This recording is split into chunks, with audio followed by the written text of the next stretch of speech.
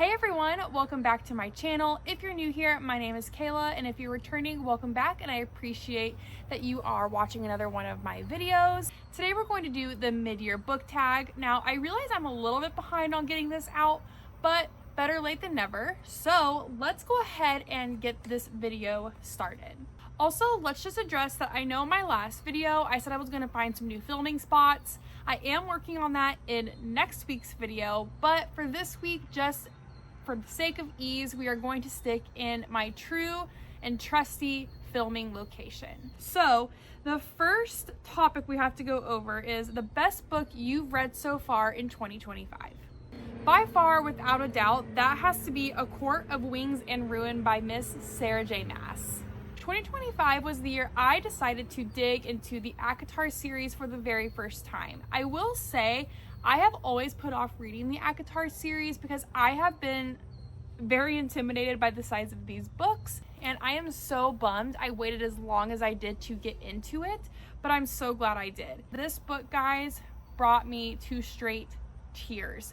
I won't go too much into what this one is about because if I talk about what the other books are after the first one, then it definitely goes into spoiler territory. But we can go ahead and talk about what ACOTAR is if for some reason you truly don't know what this series is. It's about Feyre, who is a human who ends up shooting a wolf in the first book, and we find out that wolf is actually Fae. And so as punishment, she must go live in the Fae Kingdom. There is a love triangle. I will recommend, if you are not someone who is a fantasy reader, which I was not when I started this series, this is a great series to introduce you to reading fantasy. So 10 out of 10, recommend this series, especially book 3. Okay, question 2 is the worst book that you have read so far in 2025. I feel really bad about characterizing a book this way. There's going to inevitably be a book that is the worst. And for me, right now, All the Colors of the Dark by Chris Whitaker takes the cake. Well, this book was mentioned in my Summerween video. I did not finish it in that video, but I did end up reading it after Summerween because it was for my work's book club. I think I would have enjoyed this book had it been about 200 pages shorter. There was also way too many characters, and I always felt like the entire time you were like hovering over people's conversations. You were just kind of listening and like overhearing what was going on.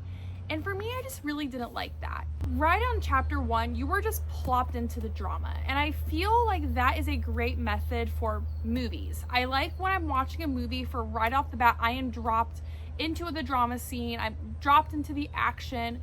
But for books, I kind of don't like that. I like there to be a little bit of world building. I like to be introduced to characters. I really like to get my feet underneath of me before the main plot of the book happens. And it took me a very long time to understand what was going on. There's multiple different storylines happening in this book all at once. So it kind of starts out with Patch, who is our main male character. We have Saint, who is our female main character. There's another female main character. She is a part of a rich and wealthy family. She is targeted and almost abducted by a serial killer, and Patch ends up saving her. As you are going through different timelines and these people's journey of trying to find Patch, trying to heal as a community through the grief of dealing with having a serial killer and having different young ladies in their community being targeted. And then as they're growing up and going through life and how they are managing that grief, what happens in this book. And that's why I feel like if it was maybe written a little bit differently, or if it was about 200 pages shorter, I would have liked it a lot more. Someone in my book club said that reading this book took the amount of work to understand that what it took them to understand like a Shakespeare. But people are saying that it just took so much effort to read this book. And I'm sorry, sometimes I just don't want to put that much effort in. All the Colors of the Dark is just so far my worst book of the year. Okay, our third prompt is the best sequel you have read so far in 2025. And I really think that there's no surprise here, but that has to be A Court of Mist and Fury by, again, Sarah J. Maas. This is the second book, obviously, it's a sequel in the ACOTAR series. And again, I can't get too much into what this one's about without spoiling the first one. Just know that this series is truly life-changing. I recommended it to people who really thought they were not going to enjoy it, and read the entire series in 3 weeks. So if you want something that's just going to draw you in instantly, relatively quick reads for the size of the books, you have to read this series, guys. Trust me. The fourth prompt is the worst sequel you have read so far in 2025. I want to tread so lightly. I'm not saying that this is the worst book I've read. I actually relatively enjoyed the book I'm about to say. It's just in the sequel options I have read so far, this one just happens to be rated the lowest. I actually did like this book. It's just rated one of the lowest. And that is The Cinnamon Bun Bookstore by Lori Gilmore. This is about Hazel and Noah, and they are just fun, cute little romances. They do give Gilmore Girls vibes with the small town drama, the funny community, but they are very steamy books. Keep that in mind. That is one thing I just don't love about these books necessarily, is the steam level goes from 0 to 100. All these books have a little side story too. There's like the romance, and then there's like a little side mystery. So the side mystery in this one is she is getting like these love letters that are tucked into books. They're just two very different people who end up falling in love, and their story is in this book. Again, I did not dislike this book. It did exactly what it needed to do, just an easy romance in a small town community. Our fifth prompt is a new release you haven't read yet but are looking forward to. So I actually have 2 books for this prompt. So the first one here is Sandwich by Catherine Newman, and I will say that this is not technically a new release. Sorry, I guess my neighbors think it's 4th of July randomly. They're shooting off fireworks. This came out last year, but I feel like this book has really picked up steam here in the last couple of months. So this one is about Rocky and her family who regularly vacations in Cape Cod, and she is sandwiched in between her adult children and her aging parents. It's a relatively short book. It's one I'm hearing great things about, and I think it will just be a great little summer read. So I hope to get to this one soon.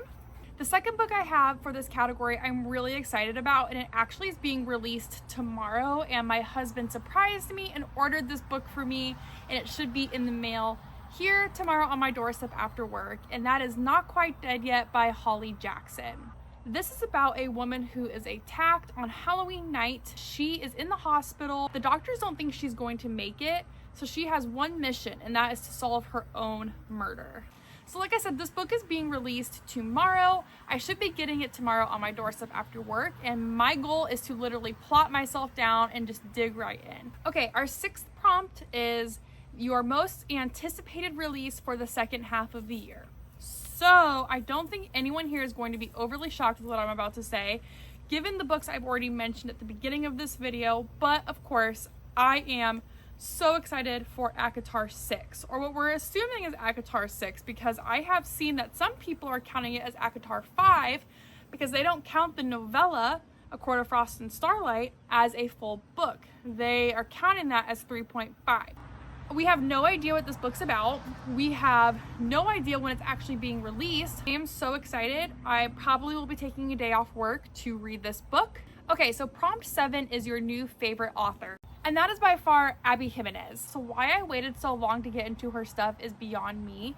I've actually never read this specific book by her, but Part of Your World I read several weeks back, and I absolutely fell in love with the way she writes. She is someone that's probably going to quickly become an auto-by-author for me, just because her storytelling is impeccable. Abby Jimenez, we love your work. Prompt 8 is your newest fictional crush. So going off of the Abby Jimenez thought process, I'm going to pick Daniel from Part of Your World. And the reason I'm picking Daniel is because he reminds me so much of my husband. And I know that that's cheesy to say, but truly, I don't really have a fictional crush because I'm actually married to my crush. But if I had to pick someone that was like my husband, it would be Daniel. Very creative, goes above and beyond for me at all times, does small acts of service constantly just to prove that he is thinking about me throughout the day. Just my #1 cheerleader and always very supportive. So if I had to pick one person that was my fictional crush, it would 100% be Daniel from Part of Your World. Also, can we just mention that they talk about how Daniel is like a small town country guy who wears flannels, and that's 100% my husband. So I think Daniel is actually Paul, and that's my husband's name. Question number 9 is a book that made you cry, and the first one that came to mind is Love in Other Words by Christina Lauren. This book was so precious, but also had an element of being soul crushing, but such a strong story of redemption. I don't know who could read this book and not just truly love it. So this book features our two main characters, Macy and Elliot. So these two are neighbors when they are children. These two end up sparking a little teenage romance, which is really precious and cute. But then there ends up being drama, and I won't tell you what the drama is because it is very important to the story and I don't want to spoil it for those who haven't read it. They lose touch with each other and they just don't speak again. They're both so heartbroken over it. And this book tells you their story of how they reconnect as adults. It's also really fun if you look up the Spotify playlist on this one and read it while you're listening to that playlist. It just really makes you feel like you are watching a movie of these two people's life just play out in front of you. It's a beautiful story. It's one I highly recommend to anyone who just wants a heartwarming novel that will crush your soul at the same time. You have to give this one a try. The next question here is a book that made you happy. So I don't actually have a physical copy of this book because I borrowed it from the library and have since returned it. But that book is Tom Lake by Ann Patchett. I really honestly didn't have high hopes, and I don't know why, because this book had such a big impact. So wild to see books that take place in a time that I actually lived through. This book takes place during a portion of the book, because it's dual timeline. So a portion of the book takes place during COVID, and she is telling the story of her younger days as trying to become an actress and also dating a very popular movie star at the time to her daughters. She's sharing the story with her family. She's recounting all of it. There are sad parts, obviously, but it's just such a feel-good story and one that I would recommend to anyone who just wants something cozy to listen to. So you must read Tom Lake by Ann Patchett. Prompt 11 is the most beautiful book that you own. And currently, I would say right now, the most beautiful book I own is The Bridge Kingdom by Danielle Jensen. Guys, look at this book with the holographic. This is a series I have not been able to dive into yet, but when I saw this specific book at Barnes & Noble, I knew I had to have it. So a warrior princess trained in isolation, I'm assuming it's Lara, is driven by two certainties. The first is that King Aaron of the Bridge Kingdom is her enemy, and the second is that she will be the one to bring him to his knees. I'm really excited about it, and like I said, it's just beautiful. And all the other books in this series I have seen are also equally as stunning. So very glad I have this book in my collection, and I think once I have all of them, they're just gonna be beautiful altogether.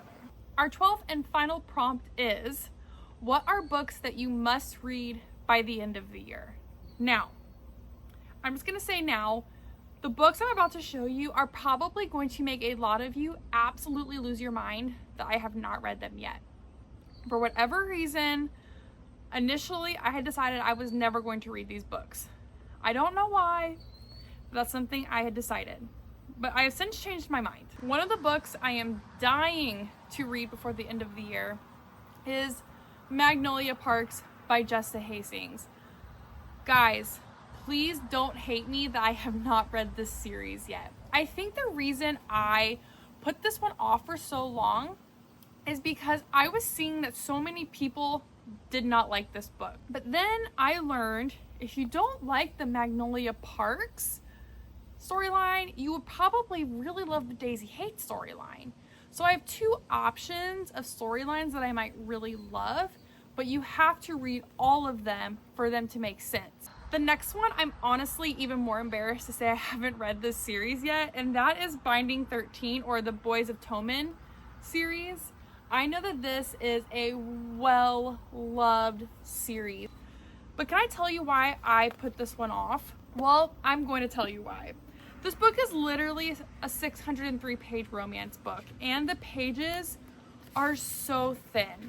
So I feel like I've always just been scared of this for that reason, which is such a silly reason to put off a book that I feel like everybody loves. Apparently I'm gonna be reading all these series before the end of the year, so we'll see how that goes.